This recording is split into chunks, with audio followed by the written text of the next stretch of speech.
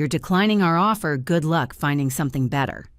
The hiring manager sneered, throwing his head back with a laugh that echoed off the glass walls of the conference room. His colleagues exchanged smug glances like I'd just told the best joke they'd heard all week. I gripped my portfolio tighter, heat rising up my neck.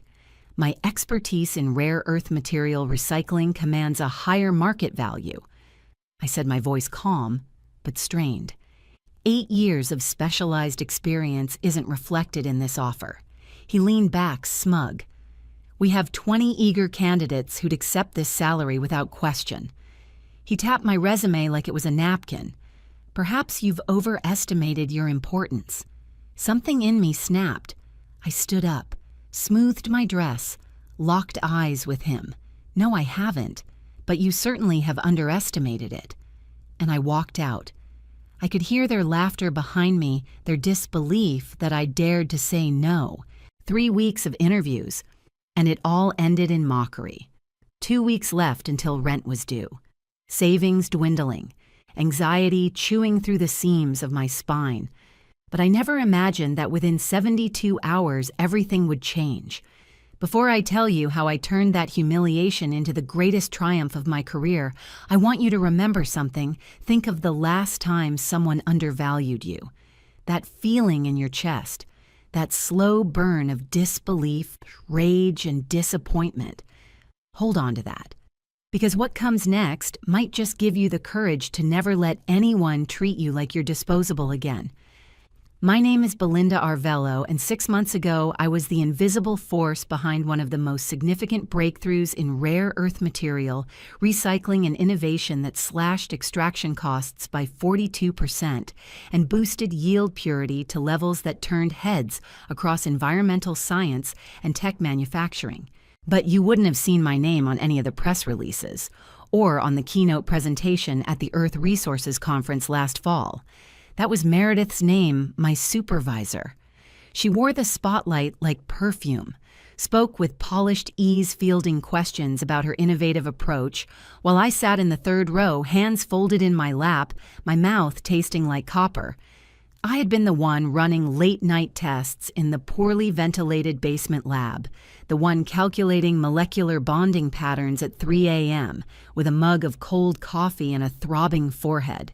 3 years of quiet work, 3 years of being just the researcher. My father used to say, "Let your work be your voice, Mija." Excellence always rises. He taught high school chemistry back in San Juan before we moved to Michigan. My mother taught literature. Between the two of them, I learned to think in formulas and metaphors, to believe that brilliance didn't need to shout. But that night, watching Meredith soak in praise for my discovery, I realized something brutal in the real-world. Excellence without visibility is an invitation to be erased.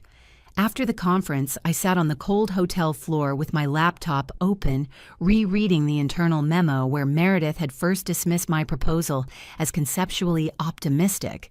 Now she was calling it a game changer. I made myself a promise that night: never again. Never again would I let someone else take credit for my work. Never again would I sit quietly and wait for recognition. And never again would I let an employer place a dollar figure on my worth that didn't match what I'd bled to build. That's why, when I got the email from Greenword Technologies, I felt cautious hope. They were a rising name in sustainable manufacturing. Their messaging screamed innovation, the kind of company that posted environmental mission statements on their homepage and quoted Greta Thunberg in their social media bios. Their hiring process was intense: 3 technical interviews, 1 presentation on my research methods, and back-to-back meetings with 5 department heads. But I held my own. During my presentation on molecular separation techniques, I saw Nolan, the hiring manager, actually nod. For a moment, I let myself believe. Then the offer came. The email subject line: "Congratulations, join the future of green manufacturing." I clicked it with a flutter in my chest, and there it was, a salary offer that barely exceeded what I'd made as a mid-level researcher for a senior role, a role that demanded niche expertise fewer than 50 people in the country held. It was a slap dressed as a handshake. I spent a full day preparing for the negotiation: market research, salary data, comparisons, talking points. I rehearsed like I was prepping for court. What I didn't prepare for was being laughed at. What I didn't expect was the ridicule. After the meeting, I sat in my car in the parking lot gripping the steering wheel. My reflection in the rearview mirror looked glassy-eyed numb. What had I done? Had I just made a massive mistake in this economy with green initiatives facing budget cuts and layoffs across the industry? Had I just thrown away my only chance? My phone buzzed, a text from my sister, Lucia. How'd it go? I didn't answer. Instead, I drove home to my modest one-bedroom apartment and heated up leftover arroz con gandules. The scent of sofrito reminded me of Sundays in our tiny Michigan kitchen, my dad humming while grading lab reports, my mom editing student essays at the table. They'd raised me to believe hard work and humility always paid off. But now I wasn't sure that was true. I finally called Lucia. You did what she gasped when I told her. They offered junior pay for senior-level work. I explained pacing in my tiny kitchen. Then he laughed when I countered. Belinda, rent is due in 2 weeks. You have bills, groceries. Life, I'll figure it out. She sighed so loud it buzzed in my ear. I love that you stood up for yourself, but maybe call them back tomorrow. Say you've reconsidered and start a job knowing I'm undervalued from day one. No thanks. We hung up with tension humming between us. That night, I opened my laptop and applied to 14 new positions, scheduled 2 interviews, updated my LinkedIn and recalculated my budget. 53 days. If I cut everything non-essential, that's how long I could stay afloat. Not ideal, but not impossible. I wouldn't let them break me, not this time. The next morning, I woke up before dawn with the kind of nervous energy that makes sleep feel like a luxury. I laced up my running shoes and pushed myself into the cold Michigan air, my lungs burning with each breath. My brain kept replaying Nolan's laugh, that echo bouncing in my skull like a cruel metronome. Was I wrong? Had I overestimated my worth? Maybe Meredith was right to present my discovery as her own. Maybe I was just a cog, replaceable, invisible. No. I stopped mid-run, my shoes skidding against frozen pavement. I wasn't going to let that narrative grow roots. I knew what I had built, what I had sacrificed. I had seen the data, the purity levels, the cost savings. This wasn't ego. It was evidence. 3 days passed. I poured myself into preparing for my upcoming interviews. This time, I led with compensation expectations. No more letting companies string me along for 6 meetings only to discover they had budget constraints. And then on the 3rd day at exactly 2:17 p.m., my phone rang. Unknown number. I hesitated before answering. Hello, this is Belinda. A pause. Then a deep, measured voice. Ms. Arvello, this is Darren Winslow, CEO of Greenword Technologies. My breath hitched. I had never spoken to him, never even seen him. I heard you turned down our offer, he said. That's unusual. I said nothing. Let him talk. After you left, he continued, our engineering team took another look at your work, specifically the molecular separation technique for lithium extraction. They now believe your method could revolutionize our production line. The projected savings are significant, far more than we initially calculated. I sat down slowly at my kitchen table, my heart pounding. Miss Arvello, are you still with me? I'm here, I said calmly. I'm just considering what it would take for me to join a company where qualified candidates are mocked for knowing their value. Silence. A full 5 seconds of silence. I understand your hesitation, he finally said. What would it take to bring you on board? I'd thought about this moment. Not specifically with Greenword, but in general. I'd rehearsed it in the shower on long walks in front of the mirror. I'd need 3 things, I said. Go on. First, market rate compensation plus 15% to account for the initial disrespect. Second, I lead the materials division with full autonomy. No rubber stamping, no approvals from someone who doesn't understand the science. He grunted softly. Reasonable. And third, I implement transparent salary bands across all departments. No hidden disparities, no racial or gender pay gaps. If you want someone with vision, I bring it system-wide. A longer silence this time. "The first two are doable," he said cautiously. "The third is unconventional." So was laughing at a candidate, I said. "Yet here we are. You're asking for salary transparency." "Yes, with particular attention to addressing the historical underpayment of women and minorities in STEM. I've experienced it. I won't be complicit in perpetuating it." He sighed. "I need to talk to the board. Can I call you back tomorrow? I'll await your call." 10 minutes later, an email landed in my inbox from Nolan. Subject follow-up to today's conversation, Ms. Arvello. I understand you spoke with our CEO. Please reconsider our offer. The manufacturing project has already been scheduled around implementing your extraction method. We can't meet our deadlines without your expertise. I apologize if our previous meeting ended on a negative note. I'd be happy to discuss terms that would make you comfortable joining our team. I stared at the screen. The man who mocked me now groveling. I closed my laptop without replying. That night, I went to bed with my phone beside me, half expecting Darren to ghost me. The corporate world was full of promises that vanished with sunrise. But the next evening, he called again. "We've reviewed your terms," he said. "The board agrees.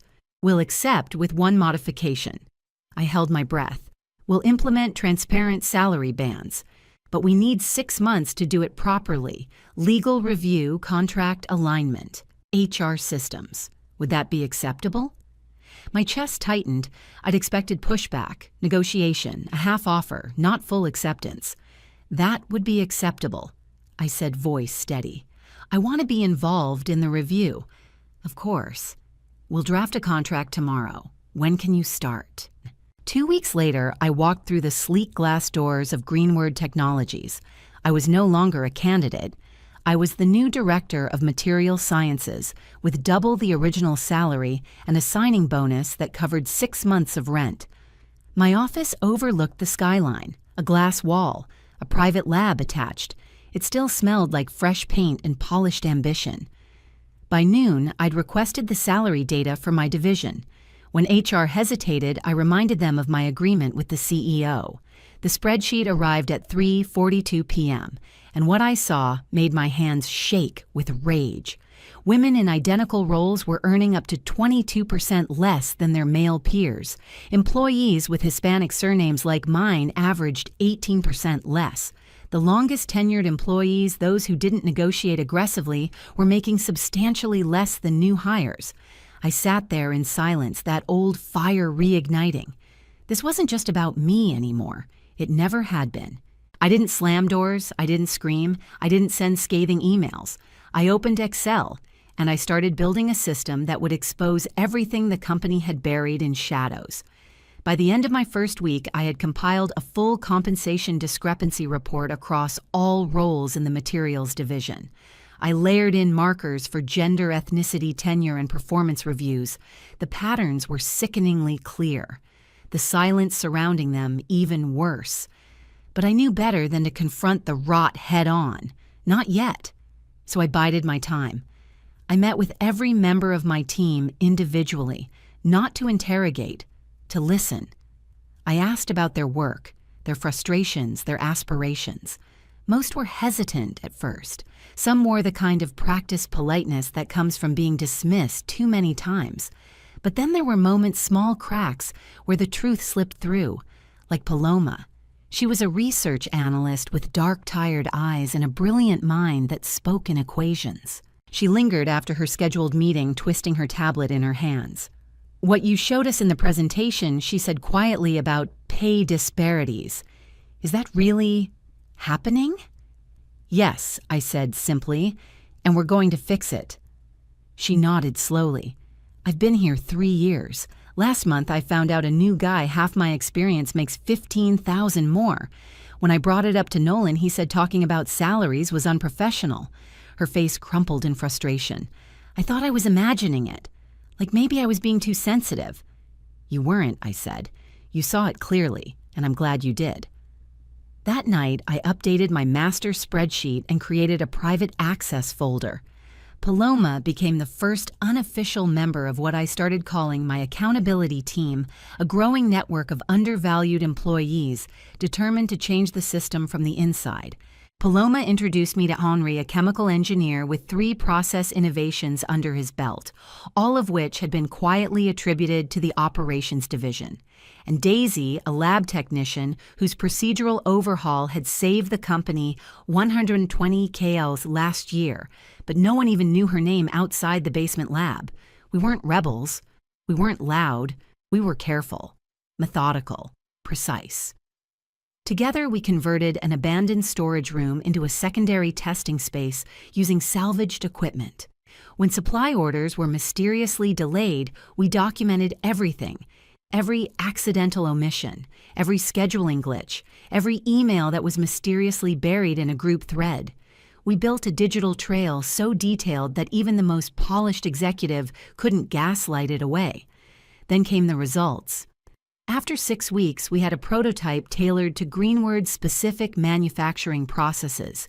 It increased rare earth recovery rates by 37% and reduced chemical waste by 44%. The potential impact on production millions.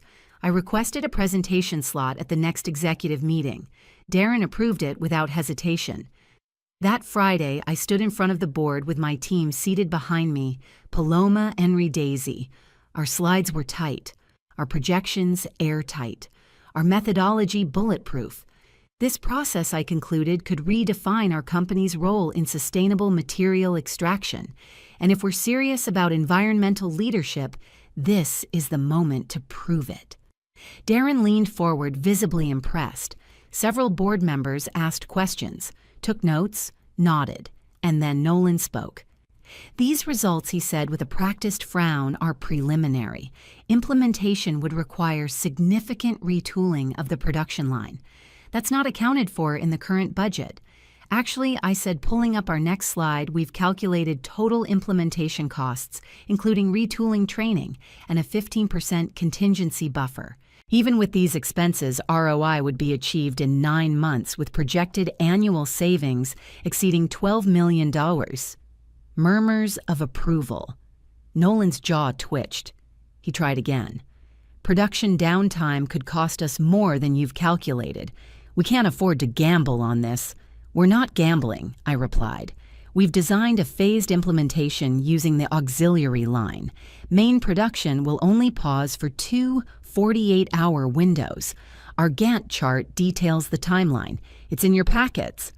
I watched him flip through the pages, his eyes hardening as he saw what we'd prepared. The board approved expedited funding on the spot. After the meeting, Darren pulled me aside. "Impressive," he said. "This is why we brought you in." "Thank you," I replied, keeping my voice measured, though the process has been obstructed at points. He raised an eyebrow. "Obstructed nothing." "My team can't handle," I said with a faint smile. "But we should talk, privately." Across the room, Nolan watched us. His smile was tight, his grip on his tablet white-knuckled. The following Monday, my key card was suddenly deactivated from the main lab. Security had no explanation. I texted Paloma. She met me at the side entrance 5 minutes later. "They're escalating," she whispered. "Also, the research server was maintenance locked last night. We lost access for them, yes. Henri's been mirroring everything to a secure cloud since your second week." I smiled. "Good." We continued as if we'd been set back on purpose. I wanted to see how far they'd go. That same afternoon, Nolan called an emergency department meeting scheduled at the exact time I had a virtual call with our main equipment supplier.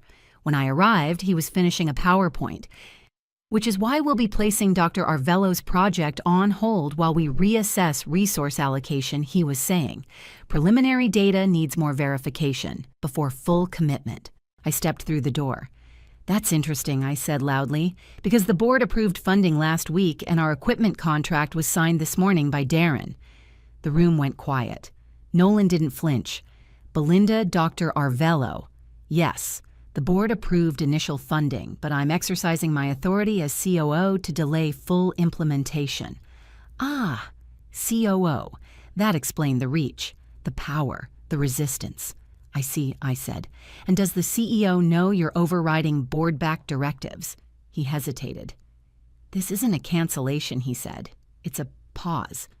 A strategic one. That's funny, I replied, because I just got off the phone with Adaptive Systems.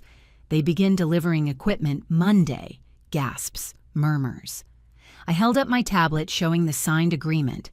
Then I turned to the room. Let's discuss the actual timeline we'll be following. For 30 minutes, I led the meeting Nolan had tried to hijack. Assigned roles, delivered action plans, reinforced our path forward. Nolan sat frozen, smile brittle, eyes cold. At the door he caught my arm. You've made a serious miscalculation, he hissed. This company ran fine before you. No one is irreplaceable. I looked him in the eye, calm, clear. That's where you're wrong, Nolan. Some people are irreplaceable. The trick is knowing which ones. The weeks that followed felt like navigating a minefield. Every day brought new obstacles, subtle but deliberate, designed to wear me down. Emails went unanswered or bounced back. Meeting invites vanished from my calendar. Equipment orders were inexplicably delayed, sometimes by weeks. Lab access became a game of cat and mouse with security checkpoints popping up where none existed before. But I wasn't alone. Paloma, Henry, and Daisy became my closest allies, not just colleagues, but warriors in a quiet battle for justice. They shared stories of being overlooked, underpaid, and underestimated. Henry told me how he'd been passed over for 3 promotions despite innovations that saved the company millions. Daisy confided in me about being excluded from key meetings where her ideas were later presented by others as their own. The truth was clear: this company had built a culture of silence and invisibility, and I had become a threat. Nolan, in particular, was relentless. One morning, I arrived to find my keycard deactivated for the main laboratory. Security had no explanation. Paloma snuck me in through a side door. "It's getting worse," she whispered. The research server was locked for maintenance last night. All our simulation data is inaccessible. We have backups, I said. Henry's been mirroring everything to a secure cloud since week 2. They don't know. We doubled down. Every setback was met with a strategic counter. When project timelines were manipulated, we documented the changes. When resources were diverted, we logged every email. I compiled a dossier that would eventually expose the sabotage. Then came the critical executive meeting. Nolan scheduled a department meeting precisely when I had a call with our key equipment supplier. By the time I arrived, Nolan was concluding his presentation. And for these reasons, we will place Dr. Arvello's project on hold pending further review of resources, he announced. I stepped into the room. "That's interesting," I said loud enough for all to hear, "considering the board-approved expedited funding yesterday, and the contract with Adaptive Systems was signed this morning by Darren Winslow himself." Heads turned. Nolan forced a smile. "Belinda, the board approved initial funding, but I have final say over production scheduling as COO. Does the CEO know you're overriding a board-approved initiative?" A flicker of doubt crossed his face. "This is not a cancellation, merely a postponement." "I see," I replied. "Funny, because I missed the first part of this meeting due to a call confirming equipment delivery Monday." The room was thick with murmurs. Nolan tried to salvage his authority. "The delays are necessary to ensure smooth production. We cannot risk costly downtime." I pulled up the project plan. We designed a phased rollout to minimize disruption. 2 48-hour windows of mainline downtime. The plan is in your packets. Nolan's composure cracked. As the meeting ended, he caught me by the arm. "You've made a serious miscalculation," he hissed. "This company operated successfully long before you arrived. No one is irreplaceable." I met his glare evenly. "That's where you're wrong, Nolan. Some people are irreplaceable. The trick is knowing which ones." Behind the scenes, Nolan's resistance escalated. He circulated memos questioning my management style. Whispers about disruptive behavior and parallel power structures began to spread. Yet the executive team was watching. Darren called me into his office. "Nolan has concerns about your approach," he said. He believes your compensation initiative is dividing the staff and undermining authority. I leaned forward. I documented every instance of obstruction, deleted meetings, delayed orders, withheld resources. I pulled out my tablet and shared the evidence. Emails instructing staff to delay projects, video clips of Nolan taking credit for my team's work, testimonies from employees. Darren's expression shifted from skepticism to stunned realization. "Nolan, is this accurate?" he stammered. "This is being taken out of context. It's a pattern," I said firmly. "A coordinated effort to undermine a board-approved project." Darren nodded. "Enough. Nolan will transition to an advisory role immediately. Operations will report directly to me until we find a replacement." A week later, Darren offered me a promotion. "Executive Vice President of Innovation and Operations," he said. "You'll oversee both your division and the operations team. Compensation adjusted accordingly." I stared at the contract. The salary was beyond what I'd imagined. "You've demonstrated technical brilliance," Darren continued. "But more importantly, leadership. You find problems, develop solutions, and stand by your principles." I accepted. 6 months after walking out of that humiliating interview, I sat at the head of the same conference table where Nolan had laughed at me. The company was transformed. Compensation transparency was fully implemented. Turnover halved. Productivity soared by 23%. My extraction process saved millions and put Greenward Technologies on the map as an industry leader. A new employee approached me after a meeting. "Dr. Arvello, your work is revolutionary," she said shyly. "It's why I wanted to join Greenward." I smiled. "Never let anyone tell you what you're worth." The news buzzed on my phone. My old company was collapsing, stock down 30% in 3 months. I closed the alert with satisfaction. Sometimes the best revenge isn't what you do to others, it's what you build for yourself. The quarterly town hall was a spectacle. Company-wide attendance streamed across regional offices, executives polished and poised, department heads prepping slide decks with bullet point wins and inflated impact metrics. I was scheduled last. Nolan Still's COO for now was slotted just before me. He strutted to the podium like it was a victory lap, throwing up charts and cost-cutting summaries. I watched silently as he claimed credit for operational efficiencies. He had no hand in describing system upgrades and workflow shifts born directly from my team's labor. Each lie was another tally mark in the column of betrayal. When it was finally my turn, I rose calmly and walked to the stage with a USB drive tucked between my fingers. Before I begin, I said into the mic I'd like to clarify something mentioned earlier. Click. Slide 1, 2 side-by-side photos, our original lab layout, and the revised production line Nolan claimed to have improved. These modifications were designed and implemented by Henri Dubois, a senior engineer on my team. He identified a bottleneck last quarter, proposed a solution, and personally oversaw its integration. Gasps. A few claps. Henri sat upright in his seat, stunned. Nolan's division did assist in the rollout. I continued, but the innovation began here. I tapped my chest. In this room, among undervalued minds. Click. Slide 2. Anonymized salary data broken down by role experience and demographics. Colored graphs, visualizing disparities that no argument could explain away. This, I said, is the current compensation structure across departments. The variances you see aren't based on merit output or tenure. The room shifted. People leaned in. Several employees locked eyes with one another, some in anger, others in dawning realization. Over the next 6 months, this will change. Click. Slide 3, projected salary bands tied to role complexity, experience, and peer benchmarks. We've established a transparent compensation framework. It's not perfect yet, but it's a start. A promise that your value will no longer be decided behind closed doors or based on who negotiates loudest. The applause started slow, then swelled. I stood steady, letting the moment breathe.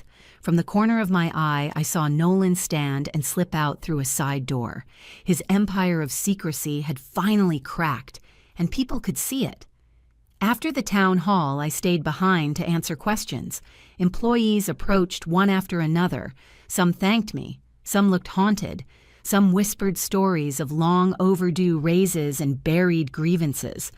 But then there was one I won't forget. A custodian in his late 50s, name tag reading Luis, approached with cautious eyes.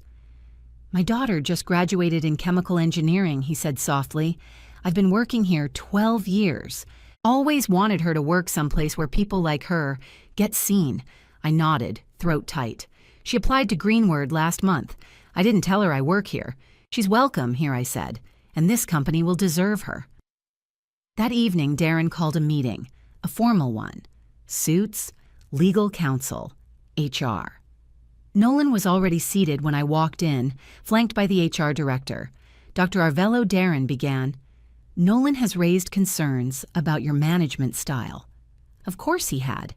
He claims the compensation initiative has created division, that you've undermined the traditional authority structure, and his words built a parallel power base. I said nothing at first. Instead, I reached into my bag and pulled out a folder. "Before we continue, I'd like to submit evidence of obstruction, misattribution, and policy violations." Click. I mirrored my tablet to the conference screen.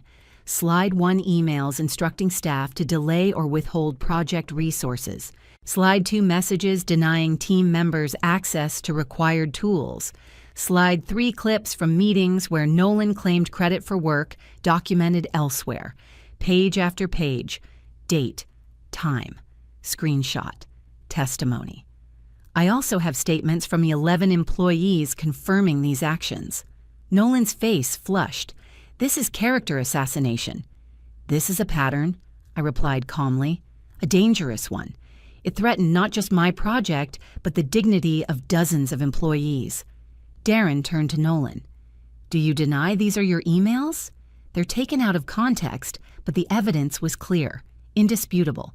Legal even raised concerns about fiduciary breach. An hour later, the board sent a company-wide announcement.